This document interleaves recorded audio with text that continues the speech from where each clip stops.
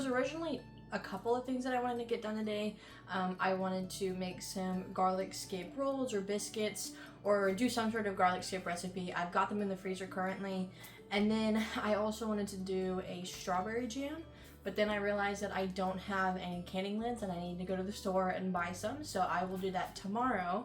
And as for today, we are going to use some of our old bananas to make banana bread. So I really am not a fan of wasting, and we have these old bananas, and everybody knows that old bananas are great for a banana bread. So today we are making my Baba's banana bread. Now I have this little cookbook that my boyfriend and I have made, and in here I have my Baba's banana bread recipe. It's a super easy recipe. It takes not very long either, and it is a great way to have a little sweet treat but also use up our bananas.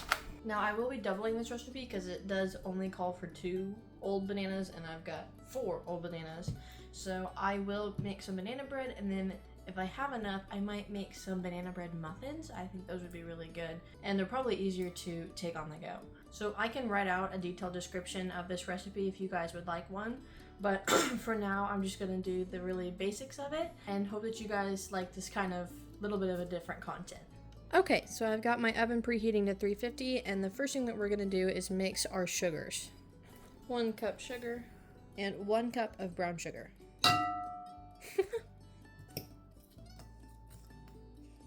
Alright, they are combined. The brown sugar is a little bit clumpy, but it's not a big deal. We can work it out later on. Now we're going to add all of our bananas, and these might look kind of gross because they are older bananas, but the older they are, the better they are for banana bread, unless of course they're just like black. You probably don't want to eat rotten bananas, but these are the sweetest bananas that you can use for banana bread. Okay, now we're gonna add some melted butter. Nah, I'm just kidding. 2 cups of melted butter, and this will finish melting. And this isn't in my Baba's recipe, but I think it would be really good. Just a small splash of vanilla. Going to do 2 teaspoons of baking soda, and I couldn't find my actual teaspoon, so this is a half teaspoon. But keep in mind, if you are copying this recipe, that I am doubling it. So you would just want to use 1 teaspoon. Okay, now I'm going to add 2 eggs.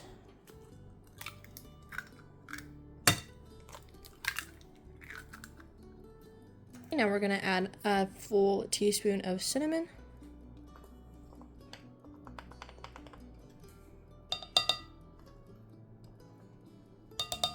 And I'm going to finally chop up some of this trail mix. I know it's funny, but I have pecans, and the recipe also calls for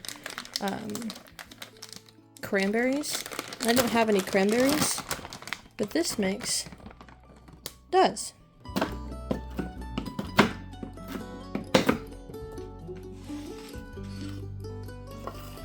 Alright, I added about 2 cups of that trail mix, or you could add 1 cup of pecans and 1 cup of cranberries, just whatever you have on hand. You could also add other things like chocolate chips or marshmallows if you want to make it a little bit more desserty. Now we are going to mix it up. Add 2 cups of flour, mix really well, and then add 2 more cups, just because I'm doubling it.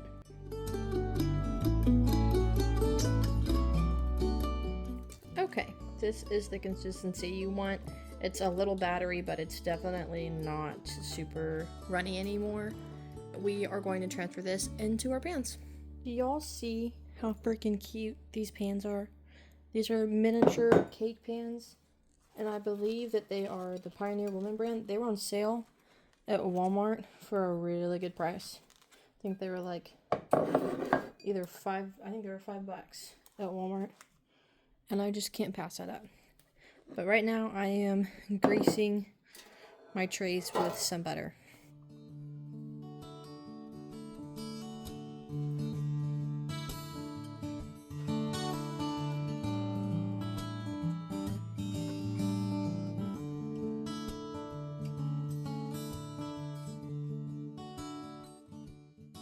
So with that, I was able to fill Looks like 10 of these little mini muffins, 2 of these cute little cake pans, and then this big bread pan. Now, the original recipe without being doubled would fill just one of these cake pans.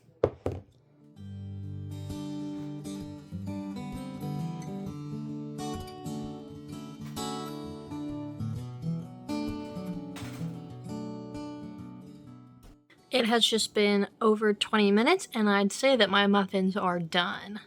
And they passed the fork test with flying colors. So now that I've got a little bit of free time, I wanted to show you guys something that I don't think that I've shown on here, but I have shown on the gardening TikTok, if you guys have been over there and seen that. And that is this temperature blanket. This is something that I started crocheting at the very first of the year. I was influenced by a creator on YouTube, and I think she's on TikTok as well. Her name is Brie Ellis, and she just had the most beautiful temperature blanket, and I thought I could do that, and I think that it would be a really great way to kind of keep track of the temperatures for the gardening season, so that way next year I can know kind of when things get hot and when they might start to cool down, so I've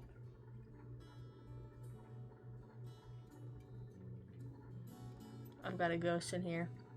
But just so I can kind of tell, you know, what the temperatures are throughout the gardening season and how I should handle them. So I am currently a couple of days behind. It is currently June 7th today, and I'm working on June 4th, but that is okay. We've had a really cold year so far. I say cold. A cooler year than we normally do. Normally by this time of the year, we're reaching 90s every day, and this color that I'm doing right now is 70s. This whole blanket goes off of the highest temperature of the day, and so you can see here we have 70s, and then this is 80s, and then I've got this line here which is dividing. So this is our dividing line, and this all is May. You can see we only had one day in the 90s in May, which is crazy.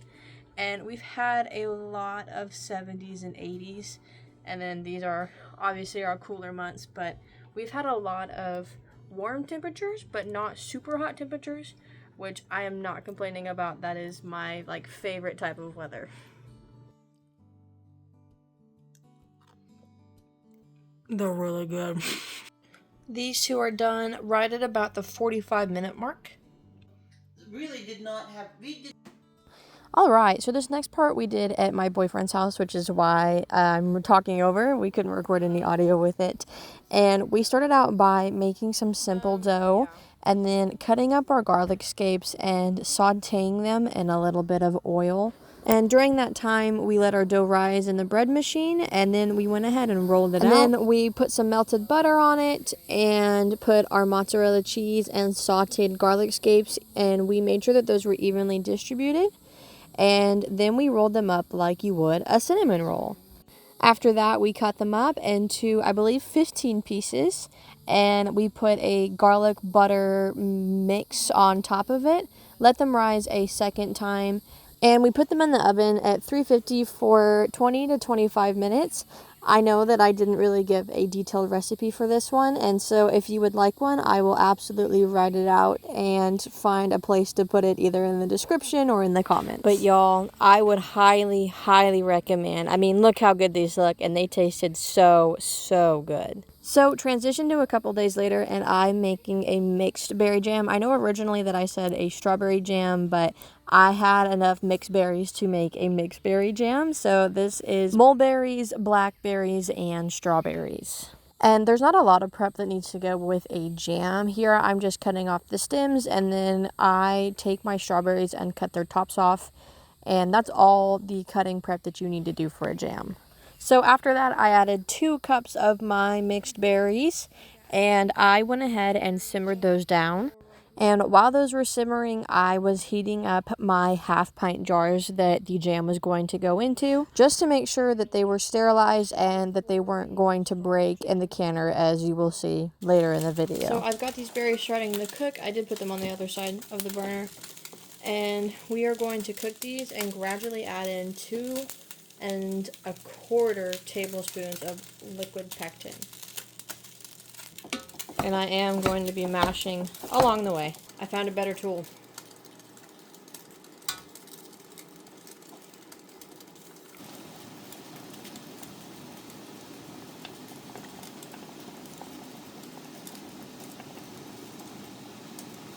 Two tablespoons,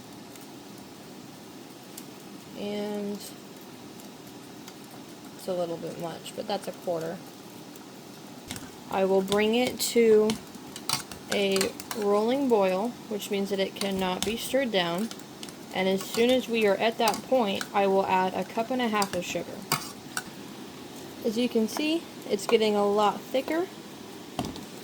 It's not quite at a rolling boil yet, but we are definitely getting close. It is still boiling as I mix it around, so we are going to add our sugar. I've got a cup here, and here's a 1/2 cup. Now I'm going to mix this in, bring it to a boil, and let it boil for 1 minute, and then immediately take it off of the heat afterwards. Okay, we are back up to a rolling boil, so I'm going to start my timer for 1 minute and try and make sure it doesn't overflow. And as soon as that 1 minute timer goes off, I'm going to take it off of heat. So I took my jars out of the canner, and now I am funneling that hot jam into these jars, and we want to make sure to leave about 1/4 to 1/2 inch of headspace. I just eyeball this. It's not rocket science or anything. It's just you need to get kind of close so that it cans up properly. And it's also important to note that I have washed my lids and rings with soap and water just to make sure that they're extra clean. Now, I can't believe that I didn't film this, but I did put the lids and rings on finger tight after cleaning the rims off. I just want to take a moment to say how thankful I am that I am able to grow enough produce to preserve and eat throughout the rest of the year, even when our plants aren't producing. It's really an amazing And we are feeling. processing for 10 minutes. Okay, so while that jam is finishing up, I'm going to just jump into the next thing that I'm going to get done today, and that is going to be making some pickles. We've got a lot of cucumbers from our garden, including this hunker that I picked this morning. This is what it was looking like, but I wanted to make sure that the inside was okay. And it is. It's a very large cucumber. Not entirely sure how I'm going to cut them quite yet, but we're going to make some dill hamburger pickles. I love dill pickles. You can ask anybody that even vaguely knows me. I eat pickles with like almost every meal. It's great with barbecue. It's great with fried chicken. It's great with sandwiches. It's great by itself as a snack. So I plan on making a lot this year. This is just the first batch of many. So these are going to be probably hamburger chips. And then eventually, like probably in a week or two, I'll do spears. And then we'll go on to do mustard pickles and cinnamon pickles. And then probably another batch of dill pickles, because we'll be through this first one by then. Anyway, we'll do a lot of pickles.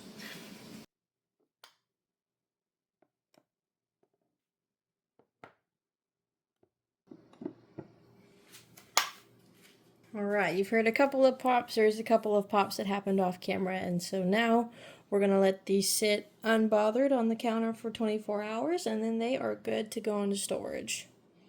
Now, as for these cucumbers, I was given this like crinkle cutter for Christmas, and I think it's finally time to use it. Okay, I just washed this cucumber. I'm going to cut off the very ends of it, and then we're going to take this and try it. Can you just... Oh, yeah.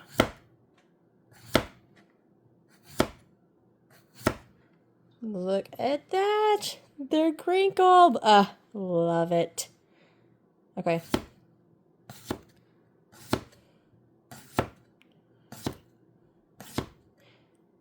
It's pretty easy, too. It doesn't require a lot of push down from me.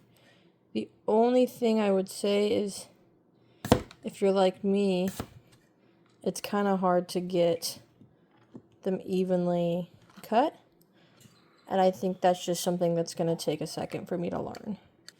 So I've got some clean, washed pint jars, and I'm going to start packing my cucumbers in.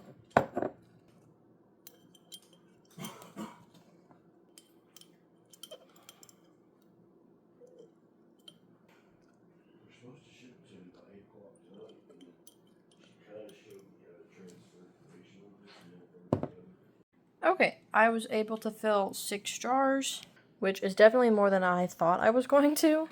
But I had some really fat cucumbers, especially this one that was yellow. It was like almost too overripe. But I tasted it. It tasted good, so I think it will cannonball. Okay, so first off, I'm going to add some pickling and canning salt. You can add normal salt. However, in normal salt, there's an anti-caking agent and some other ingredients that are fine for, normally consuming. But when it comes to canning, you like to keep it just pure salt. And here, you have that, just salt. So I'm going to add 6 tablespoons of this salt. 1, 2, and 6. That's a lot of salt, but we're making a lot of brine, so it's okay. Now I'm going to add 4.5 cups water.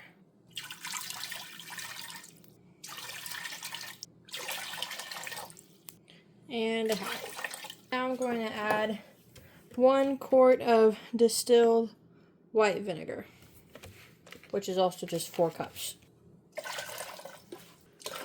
2, 3, 4. Now we are going to bring that to a boil and let it simmer for 10 minutes. While that's simmering, I'm going to add some dill. I harvested this a couple hours ago, although it looks really sad. I'm definitely going to need more, but this is just the starting out. I like my cucumbers to be really, really dilly. I love dill. I love anything dill flavored, dill pickle flavored, but it just makes me go through a lot of dill. Kind of planned for it this year, though. Okay, I'm going to quickly go grab some more. I went and picked a decent handful, and you absolutely can use these little flowers for flavoring as well. I actually like how they taste about as much as I like the dill. They have a very, very similar flavor and makes for some really great pickles.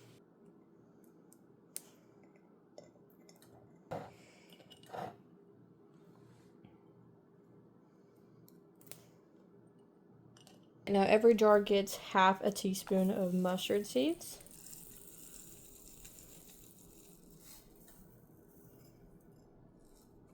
If you notice that I'm doing just a little bit less than half a teaspoon, you would be correct. I am not a huge fan of mustard seeds. They add a more complex flavor for sure, but I think you can definitely overdo them. And I'm going to do just a really small amount of pepper flakes in each jar. Like, small amount. Just to add a little bit of flavor. But I really don't want to... Oh, those are going to be spicy. But I don't want to overdo it.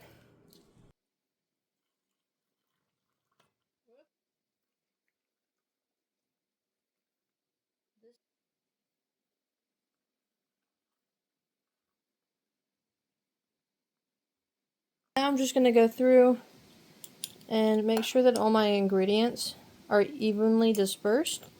And also make sure that there's no air bubbles. Okay, same thing as last time. We're going to clean the rims. A lot of people clean their rims with vinegar, like white vinegar. I just use a paper towel with a little bit of water on it. You can absolutely use vinegar, and I'm sure there's certain cases that you need to, but these should be fine.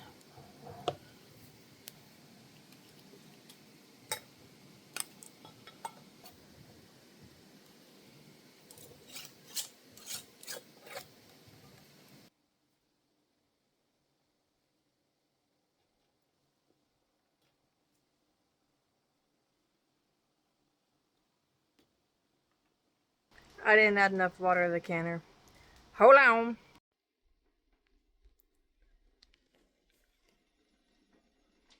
Have a feeling that it was boiling for too long. I saved 4 jars. We'll have 4 jars of pickles after I get this refreshed and renewed. Alright, new attempt. We're gonna put it in and heat it up after we have put it in, so hopefully they won't break this time. So it has been 15 minutes in the canner, so we're gonna go ahead and take them out. And none of them broke this time. Okay, would have originally been 6, but I'm still happy with 4. They look good. Alright, and here's everything we made today. We have 6 half pints of a berry jam. Oh, and there's the pop! And 4 pints of pickles. I am pretty happy with that being our day. Sorry the lighting isn't so good, but I'm happy with that being our day today. We've done pickles and berry jam today, and over the past couple days we have done our garlic scape rolls and our 40 pounds of banana bread, which by the way we only have 1 loaf left of, and it's only 2 or 3 days later, to show you how good that recipe is. If you enjoyed this video, please remember to leave it a like and comment down below, and until next time, happy gardening and happy preserving.